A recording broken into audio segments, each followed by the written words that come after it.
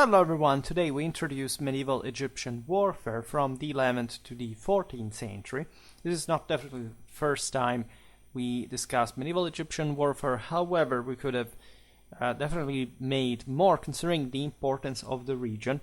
The quite distinctive characteristic of the same we have noted, for example, in the videos about crusading warfare, how Egypt looks much more like sort of a Western type of military, opposed to the much more steppe-influenced ones of the Middle East, narrowly intended. There's a Near East, Middle East, that they often get conflated for many reasons. Right? You can look, of course, at the Byzantine, Sasanian influences, the Roman ones, even more back in time, that of course Egypt absorbed in the Mediterranean basin as a pretty large civilization, and also a very old one, to say the least. This was in fact a massive power, massive dominion, right? Still today Egypt is a very populous country, regardless, of course, of the civilizational shortcomings. And when you look at the Middle Ages, you realize that there's a big deal of statal continuity in the local developments that, of course, does suffer of that, in fact, equally distinctive Islamic political instability due to the lack of, say, check and balances, the absence of a priesthood, as a matter of fact, that instead dramatically stabilized the West and allowed for a much more orderly and compact development. That can be observed also in fact, the dynastic changes. Not much the same, like per se, in Egypt, rather the nature of the same. Think about how Fatimid or Ayyubid or Mamluk power originated. These were always underdogs of some sort that at some point managed to take power in this florid, say, Egyptian reality, compared to at least the places where they were coming from. This is almost, even though quite a different thing, a relic from almost the migration era as a concept of power, of entronization, like a dynastic establishment, right? And this goes in parallel with the dynamic that we just illustrated, that of course does show, compared to the West, a degree of more, of greater civil degeneration, right? Just think about what happened in Islam at large with the Ghulams, with the takeover of mainly the Turks, right? Of what remained of the old caliphates that at this point were plural already, and so signified that crisis that Islam had undergone as soon as it had been founded, practically. So we have already covered Syria, that in part overlaps with with Egyptian power at this point. As you know, we gave a look to the Jazeera, to Iraq, of course, like Western Persia, so far the Caucasus. These are all regions that actually are intertwined with the history of whichever power ruled from Egypt, and very often also in a conflictual and competitive fashion. We know, of course, that the Ottomans were the ones who took out, let's say, Egypt as an autonomous power. At least the Mamluk establishment remained, but most of the contrasts historically existing in the region, in the Levant, of course, revolved around an Egyptian and essentially a Middle Eastern power of some sort. You can look at this at different times in history. Then today we have Israel that has obtained a much different role, not one of, let's say, in between power squeezed between greater ones, but of actual center destined to ever more attract the dependency of the surrounding states. But it's really otherwise a millenary dynamic that obviously revolves mostly around the control of the Mediterranean ports, essentially of the westernmost branches of the Silk Road, or at least the most important ones.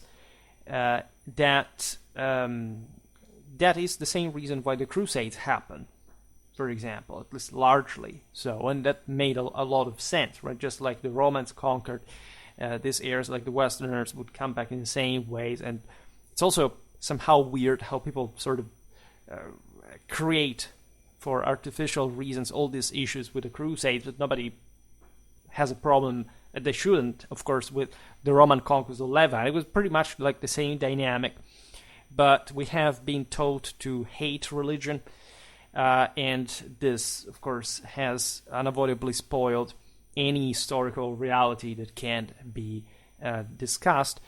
In any case, this geographical dimension, albeit not the most important, nor the ever coming close to that, is very relevant. It does help looking at the not just the region, but its local warfare.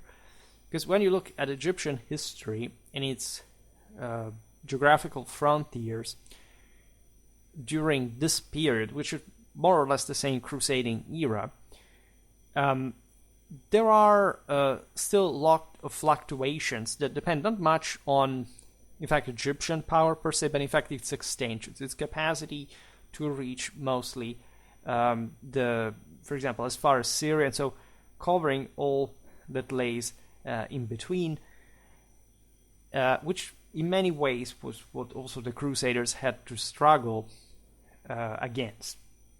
From the mid-10th century until 1171, Egypt was notoriously ruled by the Shia Fatimid caliphs that in this took their international role against the Sunni Abbasid caliphs, and the ones that should have been in fact the true center of Islam, quite seriously, as quite competitively.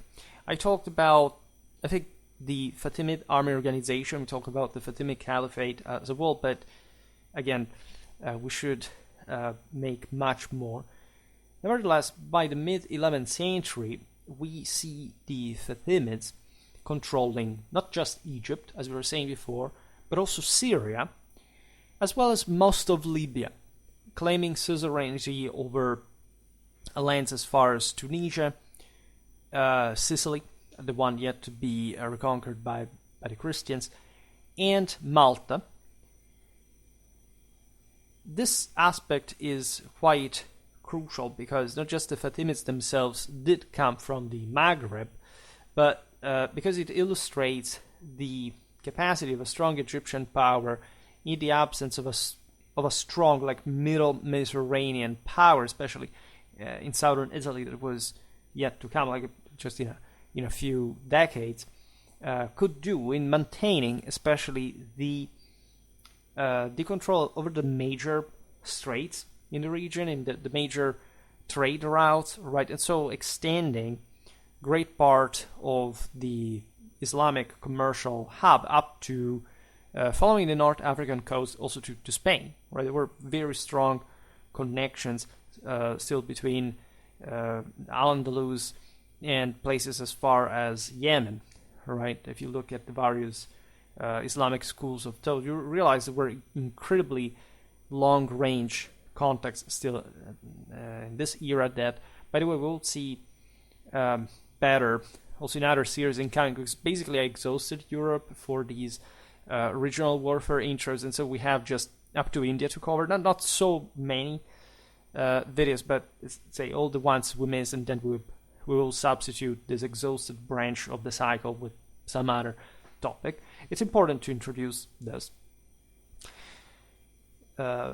By the end of the 11th century, the Fatimids, however, lost their North African possessions up to Barca in eastern Libya, right? Well, while those in Syria had also shrunk, essentially to a chain of coastal urban centers, which the same Fatimids would lose to the Crusaders, right? And one by one, really after years of hard fighting, I made a video about the Syrian militias of this era that is really an important topic, as we will see now, for stressing how similar to some extent, at least the more urbanized coastal areas of Syria were to that more broader Mediterranean civilization compared to the sort of more steppe influenced and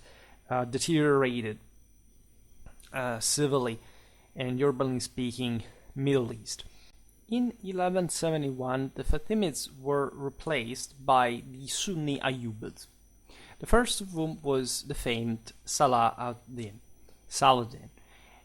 Their replacement was, of course, dynastic in nature.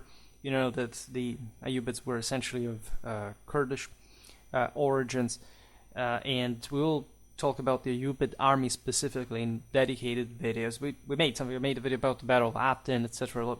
We will see now how technically, especially the Egyptian power-based military-wise, did not change too much after all over the century. It was, if anything, like the process of a gradual transformation, not a major reform. The Ayyubids pressed their dominion westwards, which is often overlooked because we see them, of course, strongly involved in the Levant and even in the Red Sea. But they did reach further, more of Libya, southward up to Yemen. Of course, the presence was somehow decentralized, but we will see this better in another video. Needless to say, their main interest definitely did lay in a northeasterly direction. If anything, to in fact reunite those Turkoman Kurdish dominions that they had established in fact, northeast of the same Crusader states that they counted to encircle in that way. Right in between, it was just in fact the Crusader states, and then in the east the desert. So wasn't much of an option. So they faced the Crusader states in Palestine and Syria. At the same time, they gradually imposed a degree of unity on the Islamic states of Syria and the Jazeera that, as we've seen, pertained to probably a different regional reality. There were important cities also in the Syrian hinterland. The Jazeera was sort of wilder and more invested by eventually the Turco-Mongol transformations. In fact, it would turn into a frontier, really. At the height of their power, the Ayyubids ruled directly, or at least enjoyed some effective suzerainty, as far as the present Iranian frontier. If anything, because there wasn't much of a power left in between.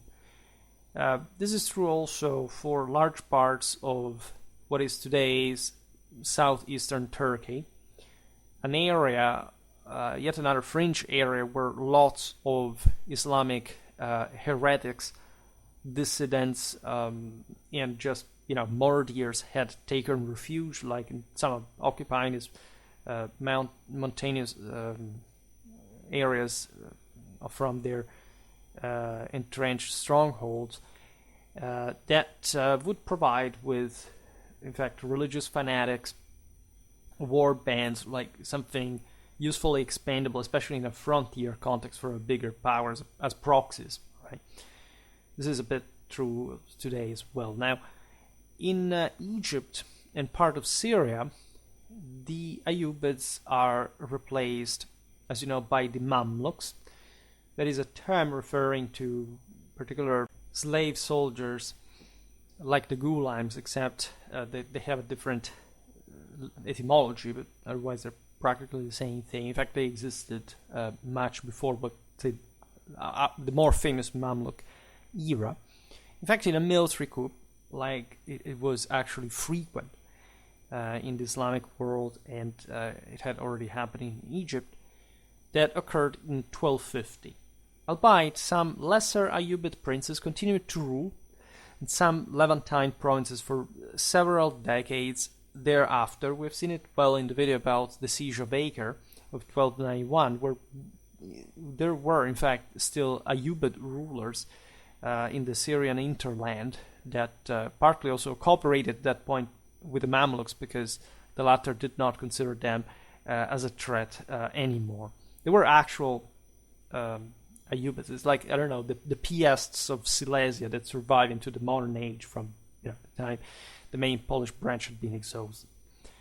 Now, speaking of military styles, Egypt, as we were saying before, has definitely a much more sedentary profile than the Middle East and parts of the same Anatolia, for example. There was never like a wide settlement, like an actual demic population and transfer of people from especially the steppe world to the country, right? This occurred only through the actual purchase on the slave market, or the captured slaves of war of, in fact, Mamluks, slave soldiers that were tidily, literally taken and installed into Egypt and its dependencies. Within that hierarchy and framework, it would actually make these Mamluks as slaves, de facto serfs, more important than local freemen. It's a bit like the ministeriales in Germany, if you want. Of course, however, compared to, say, the rest of the Mediterranean, Egypt does have some exotic characters because the amount of foreign troops is so large that it definitely does have the capacity of transforming the local military. Already in the early times, so when the Turkic influence, albeit already existing, was contained, we notice something like many infantry being also mounted for mobility. We see more camels than horses here. We also see a fairly low level of armoredness. It would be complicated now to comparatively explain, in fact, compared to Rome, right? This is the case. However, definitely, we've seen it very often in other videos about Mediterranean warfare during this era. We realize that, I don't know, Europe, for example, has heavier, tougher, more expensive troops in interest of individual quality, right? The Islamic world has tendentially lighter, faster, more agile forces that, however, tend to give way also more easily. There are many reasons. Because of this, Egypt actually is the place where you would find, I don't know, more arms and armor, say, on average, for a single trooper than the rest of North Africa. Because it was, at the end of the day, a florid basin, it had more surplus, etc. But overall, that Islamic Saracen style does bring this kind of elements. This is important because, if anything, you do not see too much cavalry as opposed to this mounted infantry, which is rather the actual indicator for Islamic standards that there is more sedentarism involved, right? These Egyptian forces, we will see now, were also influenced by non-Turkic forces, were the prevalent ones among the Ghulams, that from also pretty close places like sub-Saharan Africa did bring a lot of infantry. You have seen them in action also at the Third Battle of Ramla against the Frankish cavalry charges, those Sudanese spearmen and longbowmen were really something impressive. They withstood Western heavy cavalry charges for an entire day. Eventually they did break, but that's not something that even most infantries around in Europe or Mediterranean were capable of accomplishing that easily. Because they were extremely primitive, rough, savage people that therefore were habituated to more like stand their ground and die, because that that shepherd was their life to begin with, but also because they were part of, in fact, a more professional military that the Egyptians would frame them within, right, and exploiting, in fact, this wilder, say, barbarians. In fact, when we look at even the stronger forces, the most important regiments, these were some sort of, in faith, there is not such a feudalism in the Islamic world as the Iqta system that survives also into the Mamluk period. We often talk about Mamluk warfare, so there is an easy comparison. There were some kind of garrisons in some crucial provincial centers, right? And then in case of major war, they were all recalled, or at least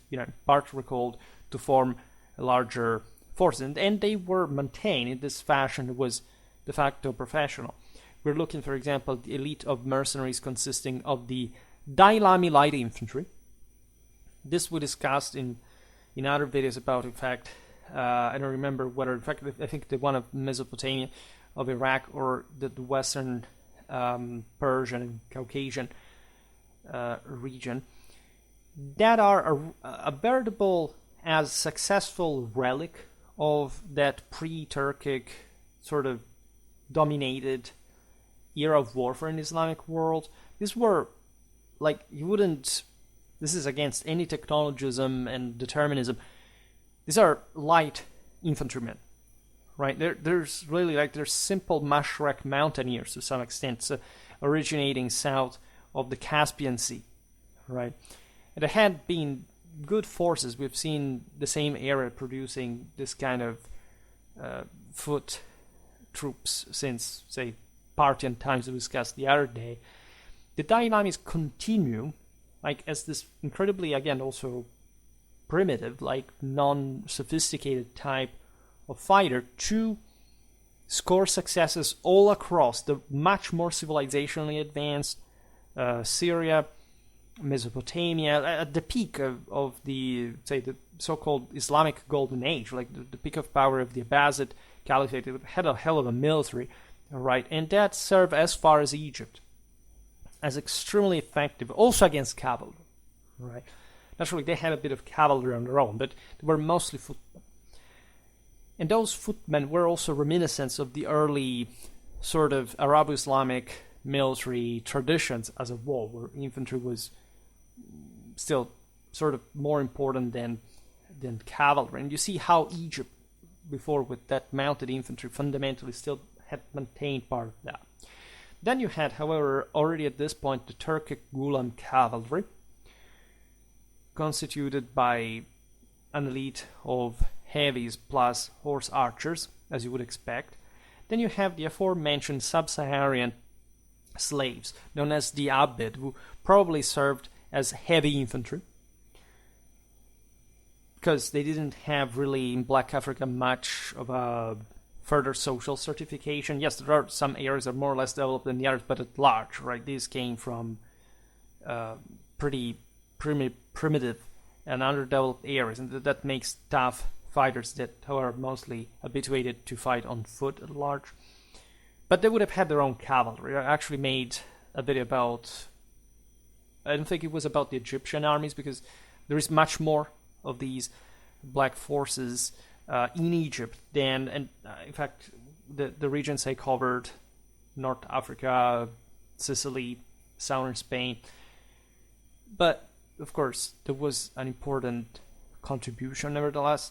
Then you have, importantly enough, Bedouin auxiliaries, both from North Africa and Arabia. Plus, of course, any other available unemployed troops, mostly of Eastern origin, because that's where, if anything, also demographically, and mostly from the steppes, troops would move from, right? North Africa has, after all, a fairly limited demographic capacity, especially on the Mediterranean, because in the hinterland you have already de facto semi-desertic and then desertic areas. Egypt being the exception because of the Nile Valley, of course. Otherwise, also around that there isn't much of a fertile world. So we understand that sometime around the late 11th and the early 12th century, under the dictatorship, at least we attribute to him, the Fatimid vizier Badr al-Jamali and his son al-Afdal, some apparently thorough military reforms, which sort of makes sense considering the, of course, Fatimid reorganization of the previous military reality, especially as a great power of the time to remain, in fact, until the 12th century. This is also, as we were saying before, just the gradual, say, logical process of military reformation, of general development, say, all over the Mediterranean, Europe, and beyond.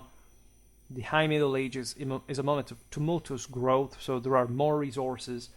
You see predictably the increase in the proportion of professional mercenaries and slave troops, perhaps also increasing the proportion of cavalry and the amount of armor worn by elite soldiers.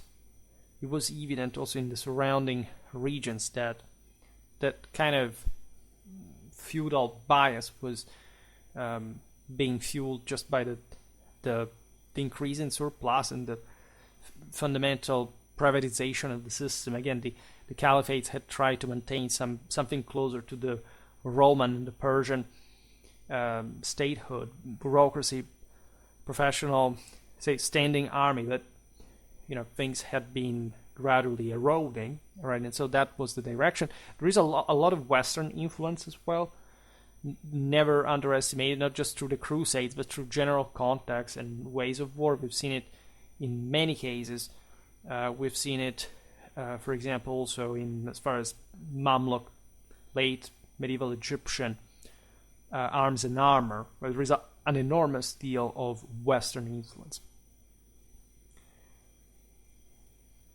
Plus, you have, of course, that relentless Turco-Mongol element that comes from the east that basically informs a great deal of regions in the Mediterranean, including as far as, the Balkans, Hungary, right? These Jamalid Fatimid forces still, however, relied on some traditional type of Egyptian forces, that is, sword and spear armed cavalry as well as infantry archers, with a small proportion of horse archers, differently from what was happening, basically everything east than Egypt. Let's not underestimate, of course, how much of the previous, let's say, Arabo-Islamic tradition kept existing, say, javeliners. Again, as we'll see, this was more typical in North Africa, understandably, because it was even less exposed to the steppes, right? Mostly javeliners, short-ranged missile troops, and more hand-to-hand fighting. We've seen it before, even with the rest of Africa, mostly infantry, right? It's also interesting to see that regardless of the aforementioned mounted infantry, the majority of footmen does seem to have, not necessarily majority, we don't have precise numbers, but at least large swaths of these peoples were pretty light infantry, at least, right? If not properly missile, which definitely tells you, in comparison, say, the West, how, say, much wealthier, let's say, individually, people were, say, in Western Europe compared to Egypt, right? And how much more privatistically deteriorated the system was at the point, with essentially like a professional, semi-professional element, and not, say, heavy infantry plus archers like in the West, but say lots of archers and not this overwhelming amount of heavier infantry displayed in Egypt.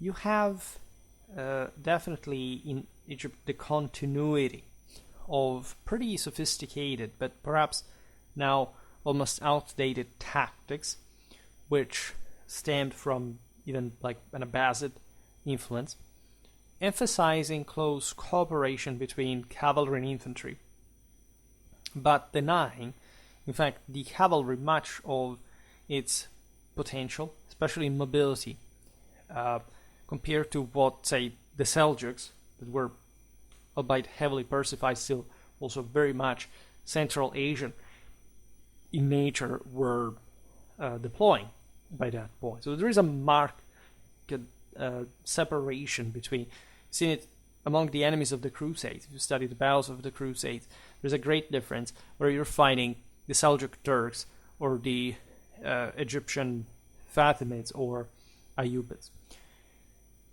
In spite of the, as you know here from the same dynastic substitution, there was a lot of overlapping and mutual influence.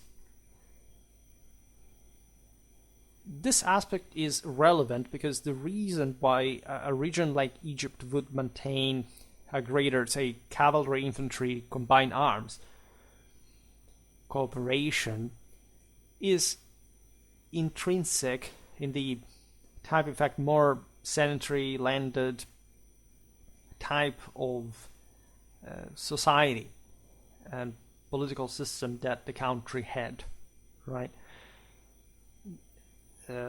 It's not much a matter of backwardness. It's like saying that, Western tactics, by not being like the one of the Seljuks and emphasizing cavalry and infantry cooperation, were backwards. Of course, it should be pointed out that the whole Islamic world did not really produce the same amount of heavy cavalry that the West did, and that at large Frankish cavalry charges were always like very difficult to cope with, to say the least. So that also the need for lighter cavalry to set up ambushes, flank attacks, feign flights, and so on, is something that at least becomes almost stereotypical when we confront, especially the Crusaders, with the Saracens' broad. But remember, there is a staunch difference between Egypt and the Seljuk world, especially at this point. In the Mamluk era, things would change because, especially the Mongol invasions, will really inject that degree of horse archery pretty much everywhere. Also very much also in the Balkans, Eastern Europe, so Egypt was pretty much invested by that as well. However, even at that time, Egypt has sort of more infantry and something more resemblant for Islamic standards to what the Westerners had, together with all, in fact, the influences that arrived to Egypt, the Mediterranean, say through the Italians, etc. We will see this better because we've seen it also as far as the Syrian militias that were fighting for an Egyptian power at times will display. The Fatimids were also a great power, just that they would be expected to have a pretty efficient military, and they were, in fact, a pretty tough nut to crack for the same Crusaders. They were the major threat. Egypt was more threatening power for the Crusaders. And the Fatimids, as such, continued the time-honored Islamic military tradition of recruiting because, again, of that more sedentary, settled profile of a permanent and as well as multinational army that is the product of both this greater surplus concentrated in the hands of a neatly defined government that is not so much of a feudal thing like the one that the Seljuk Turks again bring from the steppes, and essentially their now Persified background, and the fact that the surplus is in fact used to hire people from a bit everywhere, right? Mercenaries that can be sustained, can be maintained by the system. Whereas when you look at, say, Seljuk armies at large, yes, you have lots of people coming from probably the bowels of the steppes of Central Asia. But they are, first of all, very much like temporary forces that literally heard of this campaign and came from even thousands of kilometers away to raid and plunder, or were locally just Turks, right? At least in the main retinues. Of course, there would be some local Arab militias, but in fact, they're militias. We were talking about properly the army, right? They wouldn't, say the Seljuks wouldn't simply hire, other ethnic groups to the same degree that the caliphate had, and say Egypt was still doing. In fact, the Turks had taken over, in that case, pretty much like all the other type of ethnic groups. This is not the case in Egypt. That continues to hire different troops on a more regular, foreign troops on a more regular basis. Of course, this depended also on the years, because it wasn't even happening so regularly as we mentioned. Like when they needed them, they took them, right? During the Mamluk period, this was stabilized to a degree because literally the Mamluk system was run and made up of by Mamluks that needed to replenish their ranks and to create more loyal retinues that eventually they would have had to in fact suppress the others that as they became they were landed, they were now in a potentially competitive establishment, which of course doesn't sound a very stable system, but overall, like, they had their balance, and the Egyptian state was pretty solid until the end of the Middle Ages.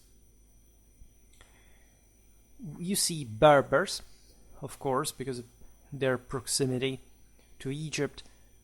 Turks, most of whom were originally hired as gulams, slave soldiers. Armenians, as well, because these were, as you know, escaping the same Seljuk Turks. In part, they had been settled in Cilicia. They were qualitative troops.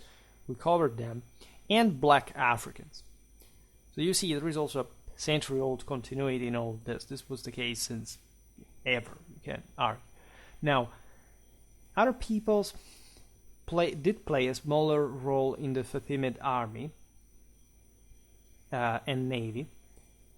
Say smaller, not in a numerical sense, though, because we know less about them as militias or levies, but indigenous Syrians and Egyptians, of course, were part of the army, and were part actually of that probably more silent and obedient and less tumultuous and adventurous majority that was mobilized also by the local, complementing the local professional forces on a regular basis, right? And we're talking again an extensive demographic pool in the two regions, right? They are still used by the Ayyubids, by the Mamluks. By the later Middle Ages, of course, they become a bit less relevant, but we're talking just the 14th century, say the mid-14th century, when we realize we have seen it with the Adad Syrian militia. Say less powerful, like they're more dependent on the local oligarchs. So whichever growth these local communities would have had, it was first of all not of the scale you see, for example, in the European communes, nor by political autonomy, military force, and social development. Nevertheless, they did provide with an important amount of forces that could be also that say humble but effective bulk of stopping force in the form of simple spearmen, as we'll see now, probably equipped with shields designed also to parry like the hails of arrows that arrived from these horse archers that were ever more increasingly employed. We will see it when talking about the iconographic and archaeological evidence, the famous Januvia shields that would have been some sort of pavises named, in fact, after the Italian Genoese that likely developed this in the peninsula more than any other place. You have also Arab tribal auxiliaries that appear every once in a while, as north as Syria, because again the hinterland fundamentally is populated by these Bedouins that are relevant, are important, especially in frontier areas. They can harass the enemy caravans. They're habituated to that predatory lifestyle. And they especially know the desert, which is like a great big frontier. Like, just these peoples can venture into it because they actually live in it and know its secrets and its pathways and wells, etc.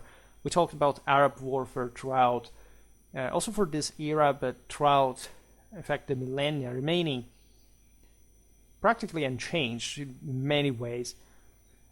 Nevertheless, still relevant, especially in the fringe of these greater powers. When you look at the backbone of the Egyptian army in this period is, however, the elite regiments of cavalry and infantry, who highly trained and constantly under arms, though limited in the, say, overall number, seem to have been recruited from a wide variety of foreign but also domestic sources. And that is the element we were talking about before, of properly what is a permanent, or say permanent is a big word, but especially for these times, but say semi-permanent force that is meant to be stationed in a specific district, and that actually has some multi-generational continuity, some hereditary one. This is really typical of the Islamic world. We've seen it in many different videos. So-called regiments are in fact some sort of military colonies per se that are established in these also quite florid places, and for this reason need some iron-fisted deterrents just to be kept at bay. And so there is some proto-feudal settlement, of course, but at a unit level. And so these are regiments that at large they tend at least to be ethnically homogeneous, and there are not just the aforementioned Ghulams or Mamluks, but also some native elements, because, by the way, it's not like we know precisely who a Ghulam or a Mamluk really was after the sanitarization. This men would marry, for example, local women. There is a very strong similarity with the Turcopoles in the Christian Outremer states, where initially the Turcopole was the literal son of a Turk, right? That's what the Greek term actually means.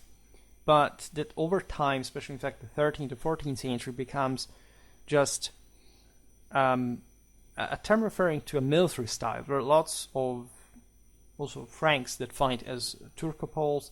That means basically that horse-archery is subsidiary, auxiliary function, especially in the East, against these peoples that had a lot of that to next to the knights. So something similar would have occurred in Egypt as well, where lots of these foreigners would settle and mix with the local population, and in part, in fact, acquire, especially through the Mamluk status, but this already existed before with the Ghulams, at least in part, would transmit this military lifestyle and teachings, but also status and prerogatives to their children. And this was a matter of great pride, of great social distinction as well.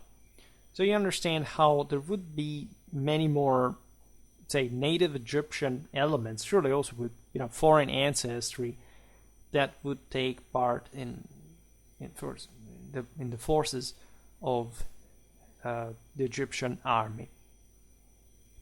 As we were hinting at before, it's likely that the changes often pointed out in historiography associated with the Ayyubid rule in this pre-existing sort of more Arabo-Islamic, old-school Arabo-Islamic system of Egypt, are exaggerated, right? Tactics and recruitment were surely changing under the Ayyubids. Like, there was probably an acceleration, but there was a very strong basis that great commanders, leaders like Salah ad-Din, for example, seem to have drawn their forces from, right? Especially the later Fatimid army, that was, a hell of an army, in particular in the elite regiments and the ways of sustaining them.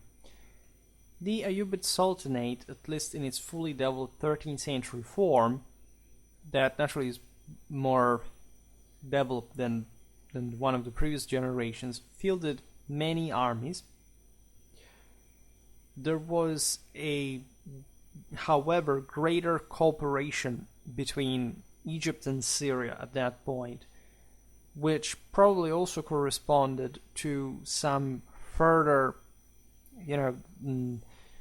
destabilization of the local, say, statal military system, meaning that, as you know, the Ayyubids go through pretty tough things, like they're victorious. At some point they managed to reconquer Jerusalem, but exactly because their power straddled over so many lands, the effort to keep the system together were not always clean, right? And so there isn't just like Egypt that tidily survives with its own resources, provides just with its own troops, and fosters continuous, say, public army of some sort. No, right? We are far from those times. Today, I made the case that Egypt, of course, has this greater civil development in other areas, especially influenced by the Turks, which is true, but it's distant from what we would understand as a civic or public culture, say, in the West, right, where it was much more pronounced. At this point, the Ayyubids were a clan ruling, in fact, over this also very different lands, controlling mostly very strategic points. I mean, if you look at the same Egypt, at the end of the day, the most important part is the delta, and then, yes, of course, you must control the rest of the valley, but it's exactly this, a valley. Like, you don't have much further interland that doesn't become desert quickly. You have important caravan routes, important traffic. So think about the Sinai Peninsula, the Mediterranean, the Red Sea. You have, in fact, the Levant coast. You still have the Crusaders, by the way, that hold out in some outposts. It's a very complicated situation. Syria tends to escape, of course, the centripetal force that mostly Egypt exercises as the main basis of power. This means that in this time, that privatization, that oligarchization alters the way forces are composed. And not just because the Ayyubids are from the northeast, and so they bring a more, in fact, feudal culture than the Egyptian one. Needless to say, Egypt fielded, in fact, the largest component of the Ayyubid and later Mamluk armies.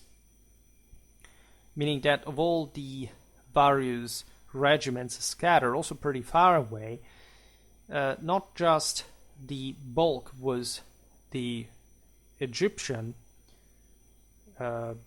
region, but the ones scattered on the frontier were more permanently enthroned there as some sort of military colonies / garrisons, and so they were not to be moved, if not in times of crisis, as did happen with dynastic infighting, civil wars. That happened all the time. It was a pretty messy reality that did erode further that statal frame, which is also what paves the way to the establishment of the Mamluk system, that, as we were hinting at before, was constantly self-regenerating with the purchase of slaves, as we will see now, from essentially the southern Rus, parts of Western Asia, and that brought this constant resettlement and maintenance of fresh forces that could counter with an iron fist, in fact, the ones that had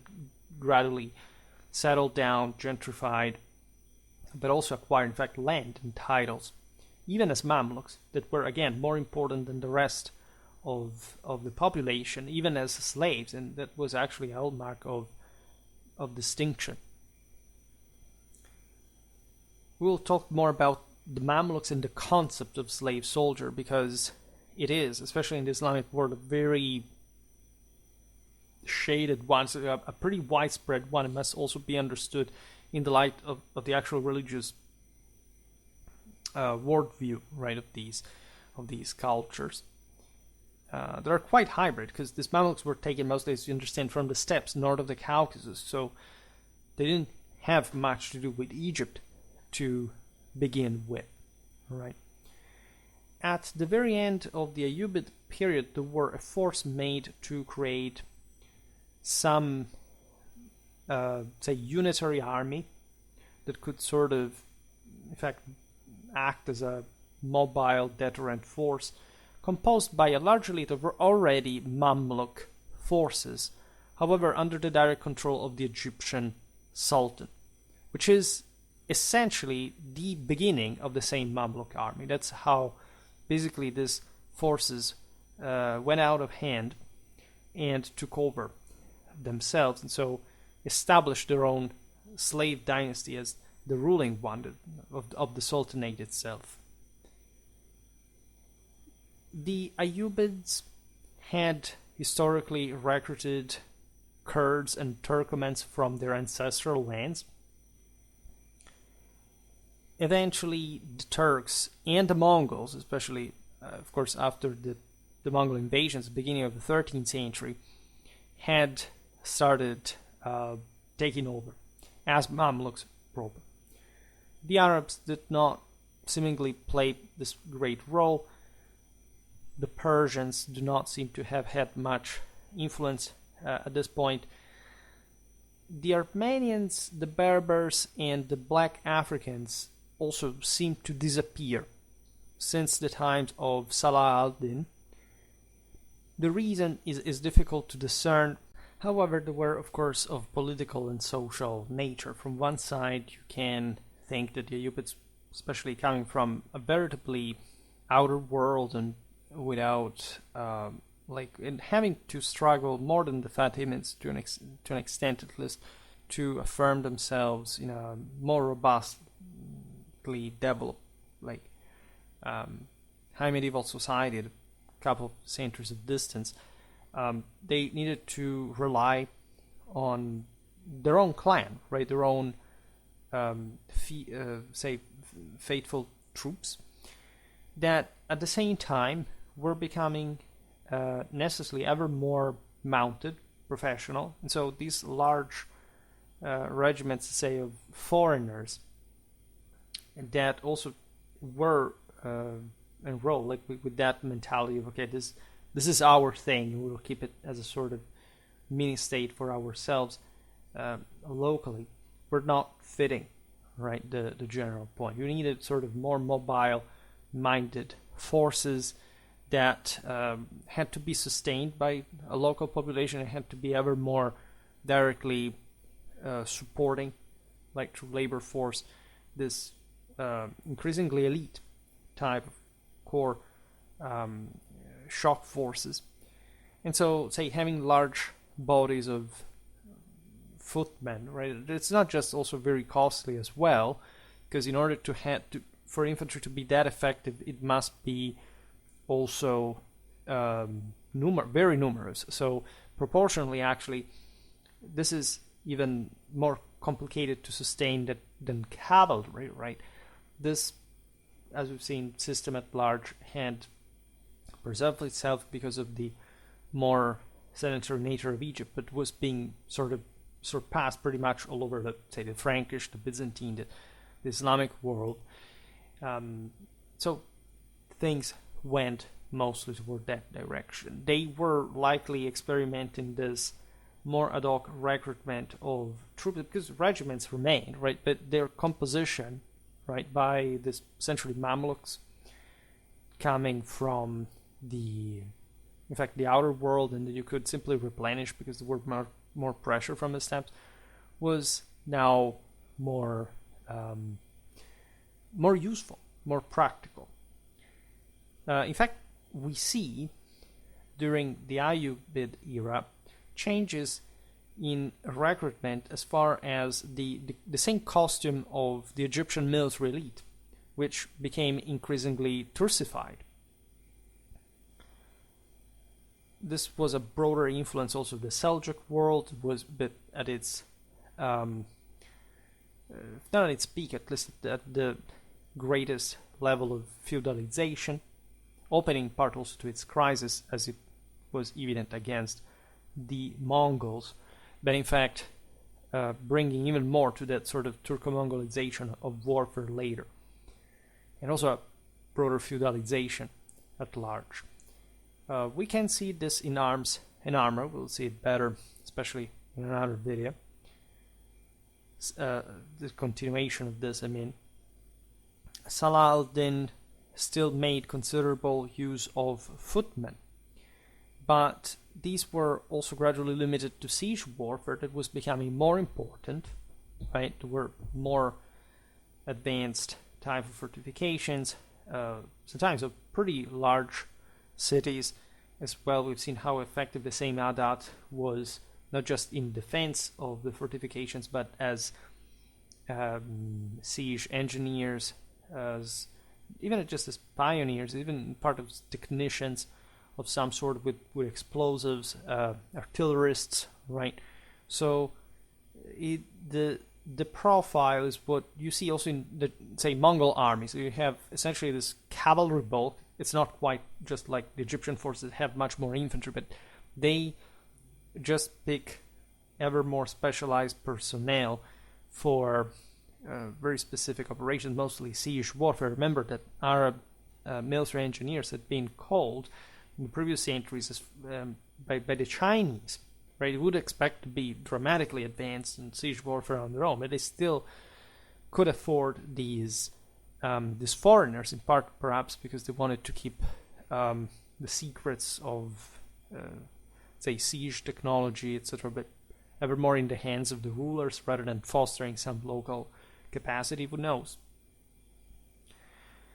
What we see, however, here as a constant is the increase in cavalry forces. The main changes come late in the Ayyubid period, when standards of horse archery were clearly improved and given greater importance, where again in the Mongol era practically, so this was unavoidable to begin with. There were already at this point some Mongol elements in the army. They would become more important in the early Mamluk period. I also made a video about the Wafidiyya, that were these political exiles coming from, say, the Golden Horde, or the same Il-Khanid of Persia, to swell the ranks, especially of the frontier areas of the Mamluk domains, such as Syria, where in fact that was the frontier, the Jazeera properly with Il-Khanid as well, that extended in part its power, in fact, over Mesopotamia. The increase in horse archery, again, is typical of the period. It also speaks of the general exhaustion of the local systems. It was true for the steppes as well. The increasing importance of horse archery for the amount, if anything, of horse archers actually does correspond in the great waves of conquerors in the steppes throughout the millennia to a gradual and as actual depletion of these people's socioeconomical standards. Right? There is also a much cheaper way to, for example, swords. We will see it also in with, still at the beginning of this period, you would have seen straight blades from the older, you can argue Romano-Sasanian, but ultimately almost Celto-Iranian tradition, being substituted largely at this point by sabers that require actually less training. Nevertheless, there is, of course, especially during the first half of the 14th century, a further oligarchization of the system, for which the general crisis of the century brings to the weakening of the lower estates and the reinforcements of the elite. So you would have also because of that exhaustion, more horse archers, and few but good, better men at arms, right, of the heavy type, that require that tactical support from lighter, more agile troops. They're becoming really heavy on the road. This is a general trend that, as you know, occurs also in Europe, in the Condotta, in the Indian tours, etc. So you can argue that this is pretty much the trend that follows also during the Mamluk era. And again, if we looked at it often, I did make already a number of videos on Mamluk warfare.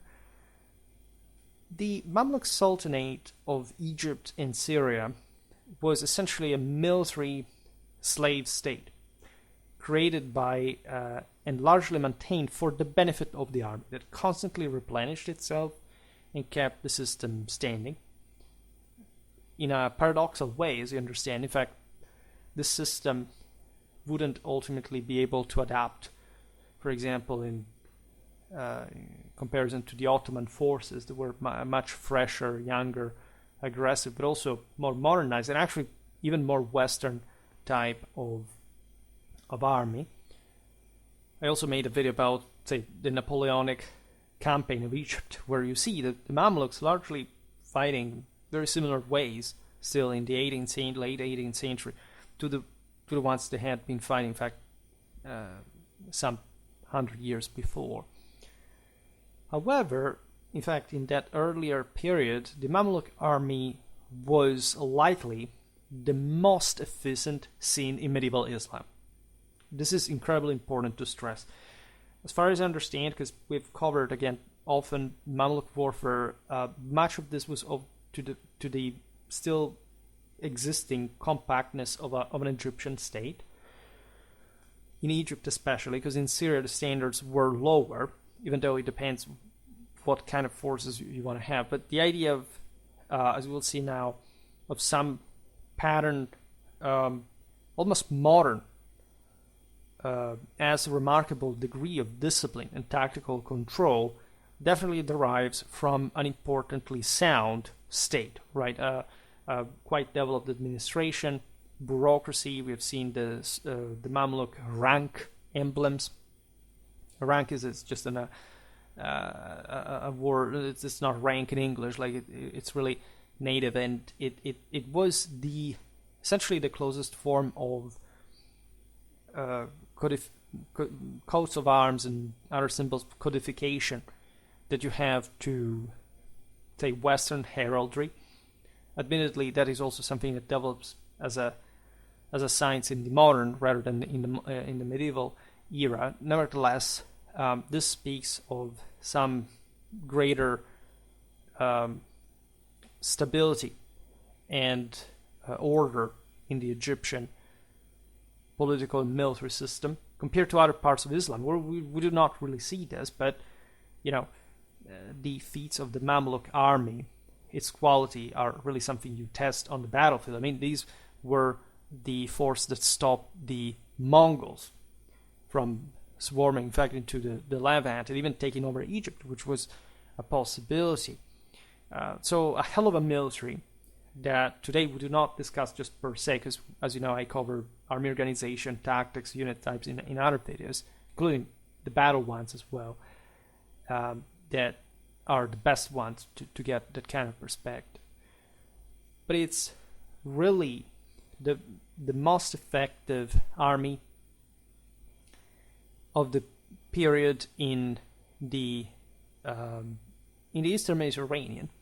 It's also, this is a very overlooked aspect, the basis that the Ottomans would use for their own army. Admittedly, the Ottomans were a bit different. They were a bit more westernized and in part even more Mongolized and more straightforwardly Turkic in many ways, even though the Mamluks were technically Turkic themselves at large. In fact, they were Sunni as well. I mean, the Fatimids Shia thing had, as we've seen, been over since Ayyubid times, because these were all Sunnis.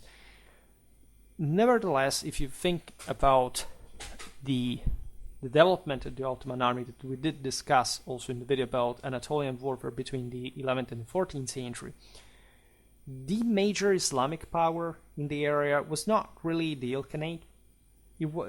That truly did influence the Ottomans as well. I mean, there are also the Timurids. Those were that Afghan, Persian, Turkmen power that had so many, ingredients baked into it. But let's say the Tatars, yes, destroy everyone, but they sort of come and go. They take over Syria at some point, but the Mamluks stand their ground as well. I mean, they will collapse only under the Ottomans as an independent power. But the latter, the Ottomans themselves, were largely influenced by the Mamluks in their way of war.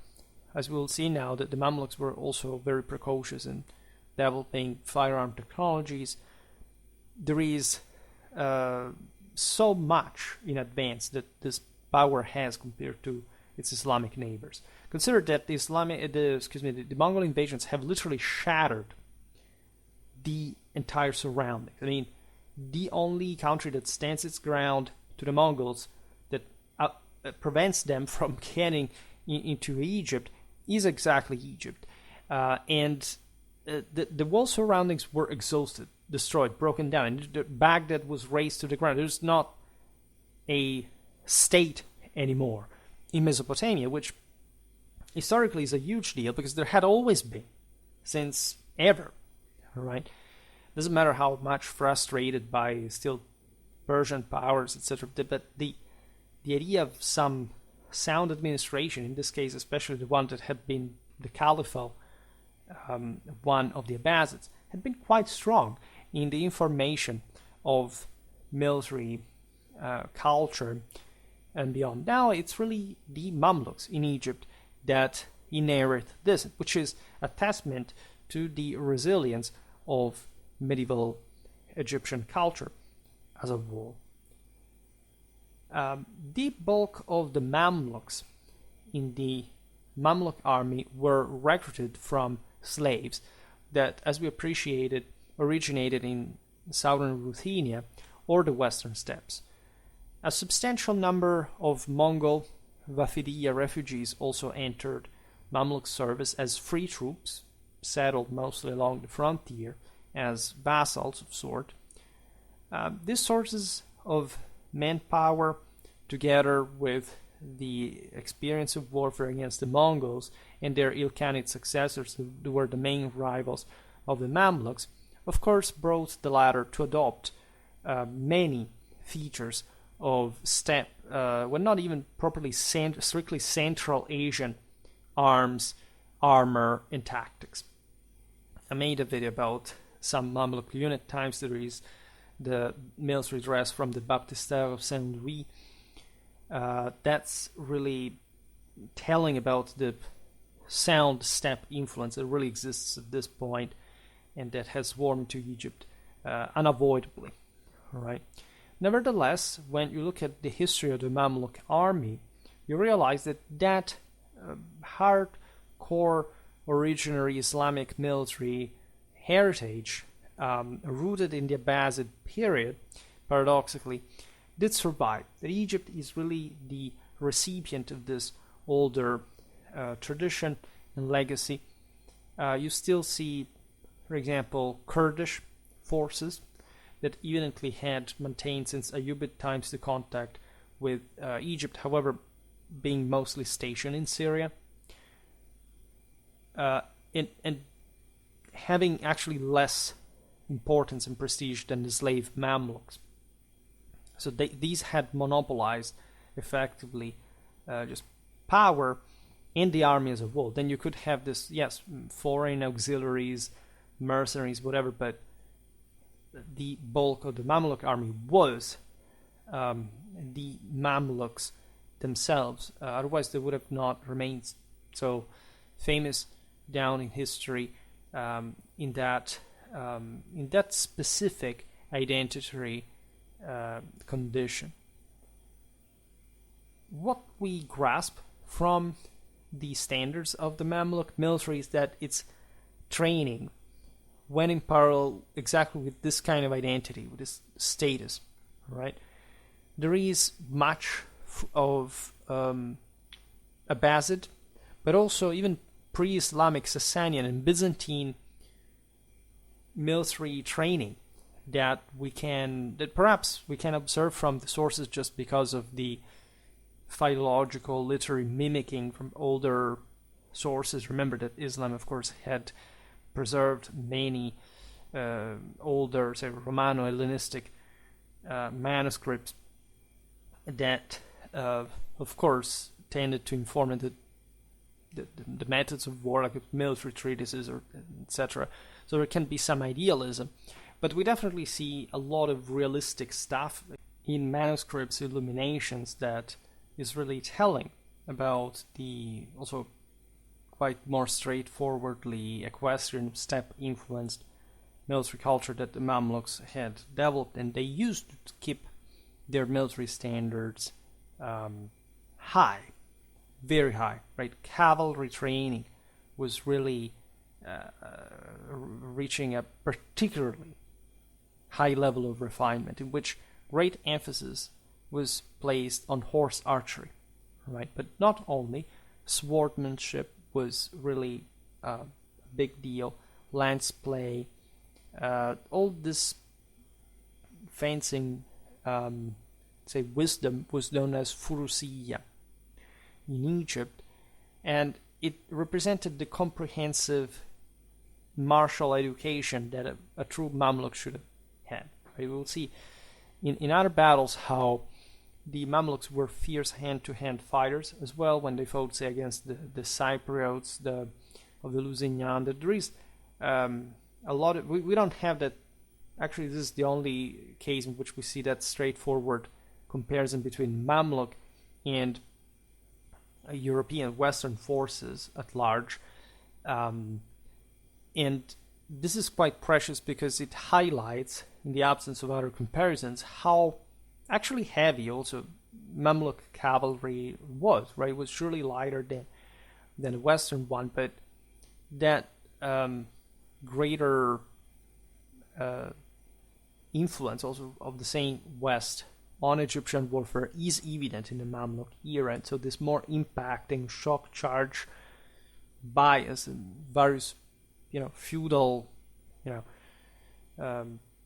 characteristics are quite evident in the Mamluk army. That, as we were saying, were quite precocious in the adoption and development of firearms. Right? Every people more or less adopted firearms since the moment you start seeing them historically around. All right, and the Mamluks are quite interesting in this because, together with Venice, by the 14th century had the single most advanced firearm technology of the era. Also at sea, because let's not forget that the Mamluks had a pretty interesting seaborne capacity that we will see better in another video. They had literal torpedoes made out of rockets floating on the water surface. So again, pretty darn ingenious stuff. And this puts them in a very different place comparatively from the Ottomans, because we made lots of videos about the Ottomans. We talked about Ottoman artillery and how it developed, so there you can find more insight for this. But we are under the impression, of course, that the Ottomans were legitimately, at some point, however, only particularly fond of firearms technology, that they essentially pioneered it throughout the 16th and the 17th century, because the granulation of power was the thing that basically, if they didn't invent, they sort of mastered at the highest level, and they always maintained very high levels of artillery quality, but only when they actually started building a state.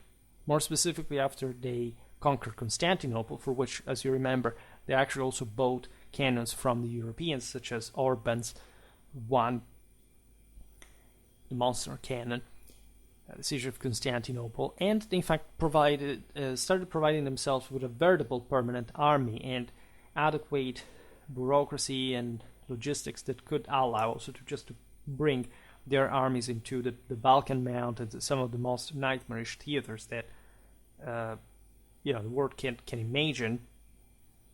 But in fact, conquering fortress after fortress, thanks to their firepower, that happened fairly late, right? And actually, these say Turco-Mongol cultures were quite disturbed by firearms. Like, they adopted it immediately, but there was, especially from the nobility, this sort of disdain. This remained. I mean, the Sipais, for example, were disgusted by the Janissaries because they saw themselves as the Apollonian heavenly riders of noble blood, and while the Janissaries were just some foot chthonic slaves fighting with this guns, right, that made them stinking with sulfur like the devil itself. So it's very interesting to study this in comparison to various Islamic powers, including, say, the ones of the steppes, etc. Because in that case, it's really interesting to see how they couldn't simply update their military, especially to the pike and shot tactics that the Muscovite particular, used them to raise them to the ground. But the Ottomans are something else. But even them took a lot of time in order to develop a veritable artillery park. The Mamluks were predictably different. Surely there was some, cultural refusal. The use of firearms were considered vile, unfair weapons. However, they also had, as we've seen, the means, the state, the surplus, the general stability to develop them, and to develop them quickly. And this was especially the case for the 14th century. The actual spread of firearms is much earlier and also more widespread than the documentation, especially in the Islamic world, that is much lower than in the West can suggest, right? So the main problem, if anything, is understanding the terminology when we look at narrative sources, let's say documentary sources alike, because it's like the term machine, right? It may mean different things. They can be like sort of earlier siege, let's say counterweight, trebuchet or something. So there are similar mentions, say ambiguous mentions for 1342, 1352. The indisputable one for the Mamluks comes from the mid-60s of the 14th century. As a whole, we're probably talking of lighter pieces. This is true for the previous technology as well. Like for a major trebuchet that could launch hundreds of kilos of wood, an enormous distance away, there were so many smaller devices that sources do not even describe to us. Like, we know that they were there in large numbers all the time, but there are no sources actually documenting them, and which gives you an idea of how much you shouldn't simply follow what is documented, but say reading a bit through the lines sometimes. So we're talking not just light artillery, at the times even handguns. However, artillery definitely did spread, right? We have, by the way, pretty solid evidence, we'll see it better in a dedicated video, that the Fatimid, the Ayyubid, and also the early Mamluk armies had some of the most advanced polyurcetic technologies of the era, right? Also non-explosive fire weapons that are a bit seen as, like the Byzantine liquid fire, the ingredients for which actually were present all over the Middle East, or actually only in the Middle East, because, the crude oil, say, pools of Mesopotamia were actually the ones where the same Byzantines, even without controlling them, got their main, say, ingredient for that. So actually all these peoples had lots of these weapons. We've seen that also in the for the Syrian militia and different examples connected with that. So you didn't even need to be Egypt, of course, to have these technologies. You need to be Egypt, however, to have a consistent park of artillery. While this is mostly 15th century history, 15th and even early 16th century history, it's important to remember, and I made videos on this, I can't also tell you which ones. Of course, the Ottomans called, as far as artillery was concerned in particular, the Mamluks unprepared. Right? So when you look at the 14th century, you see very good Mamluk artillery. When you look at later times, you realize that something went astray for some reason. And this happened because of some stagnation. Apparently, things were going poorly also from an economical point of view. There were important imbalances in the trade shift, the Egyptian economy. That was also a quite relevant one because at least the Indian Ocean route into the Mediterranean was quite relevant. Here I talk about not Mamluk artillery, no, but there is the Mamluk Sultanate's Army and Introduction that talks at large about Mamluk warfare till the end, right? Or actually for that later period, with a great deal of let's say mobility, like the late Mamluks hadn't caught up with the main artillery technology, mostly its mobility, but also the greater flexibility, the gradual uniformation, the collective combined arms employment. Like they had remained a bit truly in the Middle Ages, and they will remain time of Napoleon.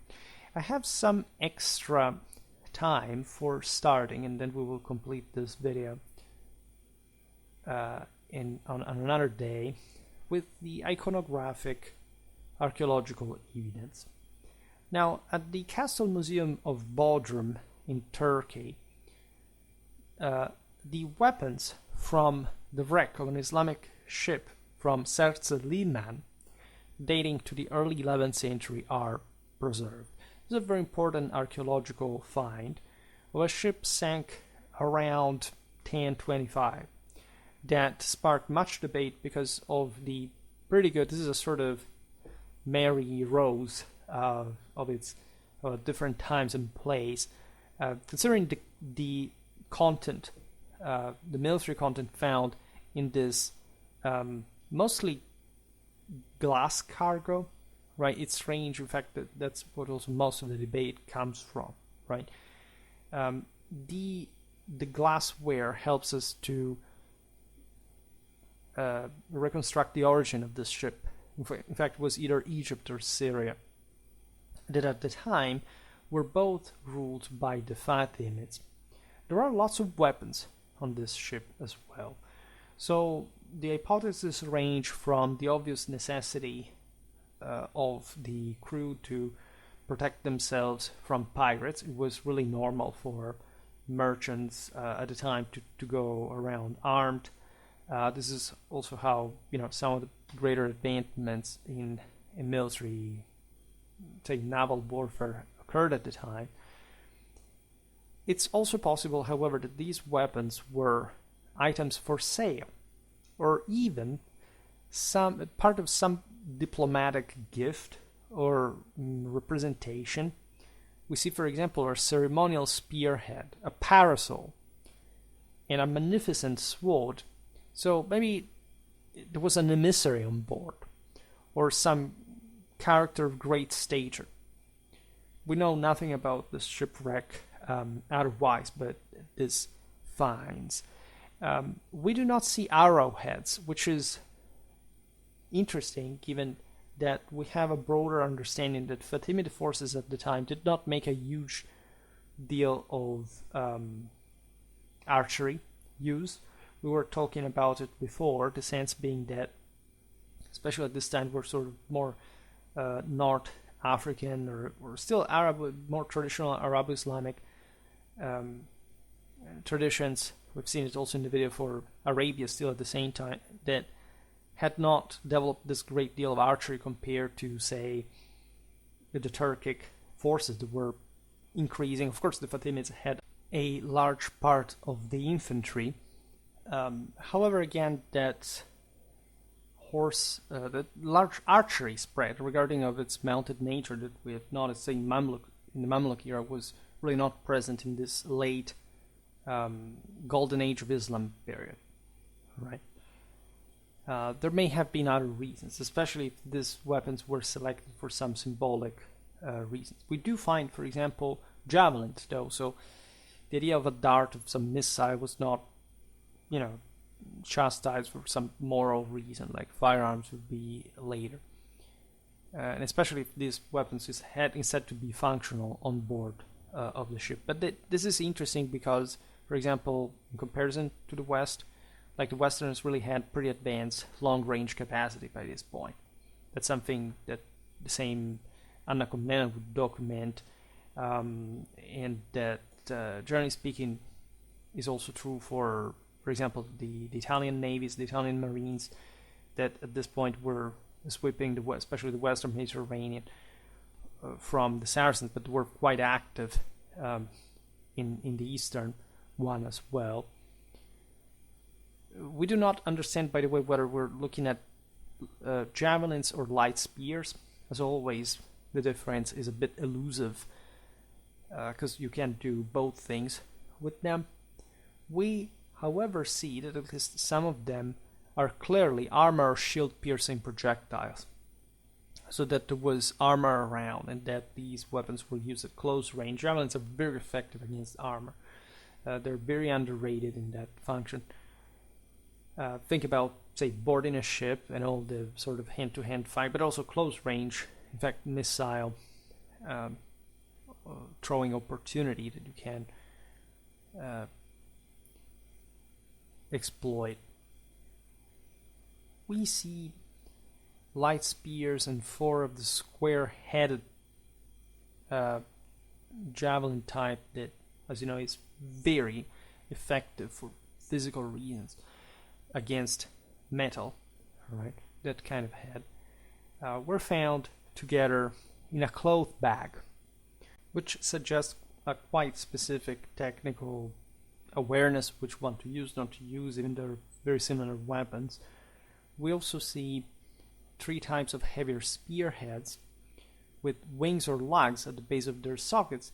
These are actually identical to their European counterparts of the same era.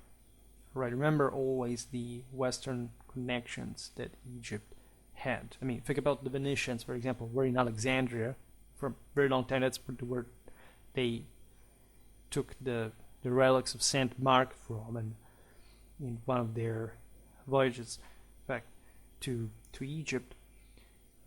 So we see, of course, a big deal of Western influence, but also something that we have appreciated for North Africa as well, that was always overwhelmingly influenced by Europe in so many ways. Right? We have this idea of the Saracens almost invading, swarming, polluting everywhere, but actually North Africa always had a disproportionately smaller demographic capacities. The effects of the Saracens were largely, produced by the same political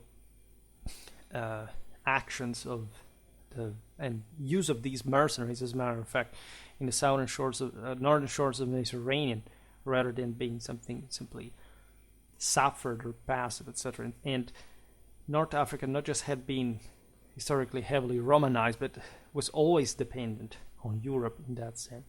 So, as we pointed out before, this shipwreck is a brilliant example of such closeness of Egypt to rather to the West than the Turco-Iranian tradition, which was in turn like mostly Central Asian in origin. Boundaries are important, right? The Levant is much more Western as it's part of the Mediterranean than its interland. The Middle East really is. We see different objects. Some are just maybe marinary tools some way. We found a scabbard with traces of wood. There are traces of different weapons, but let's say something more straightforward is the finial of a ceremonial standard or banner that may have easily been a specialized form of rigging cutting implement. We have this beautiful cast hilt of a sword as well in the same wreck. It supported a now lost iron blade. It probably was a double-edged weapon with a probably straight blade of the aforementioned, say, ultimately Iranian tradition. If you look back at the early medieval Arab weapons as well, there are some Roman as well as Indian influences as well. Nevertheless, the design, also regarding the composition, we'll talk about wood steel later, but the design, like, was functional to still that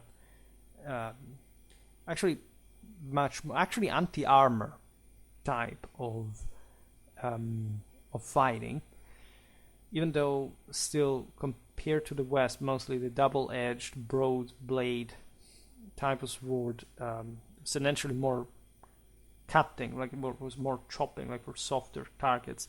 This is true for especially the southern shores of the Mediterranean. But overall, right, this is not yet the saber you see from the steppes. One may legitimately wonder where does, for example, the bronze hilt, like that we have, like enough well preserved to provide us with some hints in the style, etc., originate from. This could have really come from far away, like Constantinople, Persia, Caucasus, the Indian Ocean, even the fringes of Indonesia. Right, there is a broader Islamic world that is still, especially in this time frame, quite active, interconnected with one another, especially. However, some specific test was conducted on this bronze hilt, finding lead mined in western Iran or eastern Armenia, which is also a region we covered in the same series. So you can look at what this really is about. This is in fact not so strange, because especially Caucasus, Armenia had a great metallurgical tradition, but even more than that, there is very similar weapon, properly in the overall shape of the hilt from the wreck, wielded by Goliath in carvings on the outside of the mid-10th century Armenian church at Agtaman. As we've seen in this, as in other videos, the Armenians were quite active as mercenaries all around, and so in the 11th century it's really not strange, especially under Turkic pressure, for some Armenian manufacturer to have migrated to Egypt, even though, of course, like, trade was a quite extensive, long-range thing, so we may never know, right? In fact, this sword may have not been of Armenian origin at all. The same Goliath is represented as an enemy of the faith, as an Islamic foe, right? So the ones you would see, however, still, you could say in turn, in places like Eastern Anatolia, the Caucasus, and the Fertile Crescent. So again, it's just a great mix. It's not like swords varied this radical amount for us to exactly locate where they came from, but that's a nice path. Then maybe the thing came from different, maybe the blade also came from somewhere else, but anyway. Then we have at the Louvre Museum in Paris some carved ivory plate of the Mani that, as you know, we found for the Byzantine Empire, for Italy. This time instead coming from Fatimid Egypt, dating to the 10th, 11th century. Here we see two guardsmen standing in a posture common in Fatimid and also post-Fatimid art, because this would sort of replicate itself even after, of course, the fall of the dynasty, where, of course, the style had originated from Androte. And we see slightly tapering straight sword. This is interesting because, again, it's not like a blunt tip like in other Southern Mediterranean contexts. You do see that aforementioned anti-armor capacity emerging more pronounced. You see broad decorated quillon, a trilobate pommel that looks so straightforwardly European. It is not strange at all. The weapon is suspended in a very particular way that is likely Persian in origin. We see a mace with a spherical head, but we're not entirely sure whether this is a weapon in the crude art here. There is some extra detail, but again, it's difficult to grasp. Now, at Bab al-Nasr in Cairo, Egypt, we have some carved reliefs dating to Fatimid times. There is a more specific dating that is likely, that is 1087. Bab al-Nasr is a gateway, right? And an external part of it, we see three forms of shield carved in dating to the late Fatimid era, right? And this is a very interesting source because it shows two practically identical kite-shaped shields that differ exclusively for the decoration of their riveted edges. This, generally speaking, are common types of weapons. However, in design, except they are particularly tall and flat-based. As such, they've been interpreted by Nicole, that studied a lot like these areas, as the aforementioned Yanubiya shields that were called like this, not because, say, the locals would have not developed them by themselves, but because they got typically accommodated to the Genoese shields, or at least the Italian shields by synecdoche were called Genoese in Arabic, and that were historically designed to provide, at least with this specific shape, with a flat base, so you could essentially fix them on the ground, create a typical shield wall, which is what these local militias have to increasingly cope with while experiencing the rise of horse archery in their military, as well as therefore the ones that they would fight in during the civil wars, also the ones of the enemies. Again, this is a broader topic to investigate. I mean, the origin of the Pavis, the misconceptions of what this was not. I'm even publishing something likely next year, but it's let's be very clear about the fact that different types of shields originate in different times. There are not even so many ways to make a shield. Certain functions are the same. There are some parallels even in the Slavic world. I will not digress excessively on this. What is fascinating, however, is the representation here, because first of all, this gateway would show infantry shields rather than cavalry ones. It may be possible, as we were saying before, that there were mounted infantrymen that would carry these shields and to create shield walls when they would dismount, etc. Fatimid infantry are described as using the wooden Yanubiya shield in a number of documentary evidence. We know that, as we said before, that the Egyptians were also strongly in contact with the Italians, and specifically with the Venetians, but not only. That were, in fact, at some point banned from selling weapons and slaves. For example, the Venetians took them from the Slavic coast of the Adriatic Sea to the Muslims, which was actually going on especially such early of a time. We're talking the late 11th century. We also talked a lot about Adriatic history in a way. So it's possible that the Italians were actually selling these weapons. Again, it may have been Genoa or Venice or Pisa or whatever, Amalfi. We talked about all these city-states. We see two styles of smaller round shields carved on the gate as well. The simpler form is actually very similar to wood or hardened leather tours or daraka that was used by Fatimid cavalry. There was smaller types of shields, and again, they're pretty much those. I mean, there aren't so many ways to make shields anyway. It's mostly the size here that matters. The other type has a central boss, but is much more heavily decorated. Behind the latter shields, there is a non-tapering, straight, and typically early Arab in style with sword with simple bar-like guion and a trilobate pommel.